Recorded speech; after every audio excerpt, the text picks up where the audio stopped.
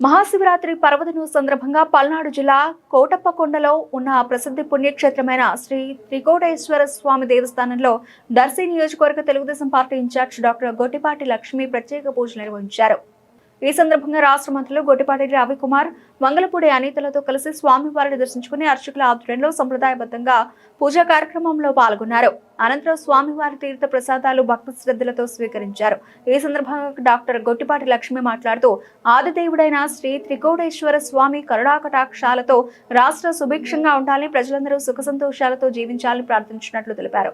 మహాశివరాత్రి పర్వదినం సందర్భంగా రాష్ట్ర ప్రజలందరికీ హృదయపూర్వక శుభాకాంక్షలు తెలియజేశారు. కార్యక్రమంలో ప్రభుత్వ చీఫ్ విప్ జీవి ఆంజనేయులు, స్థానిక శాసనసభ్యులు చెదలవాడ అరవింద్ బాబు, ఇతర ప్రజాప్రతినిధులు, అధికారులు, స్థానిక నాయకులు పాల్గొన్నారు.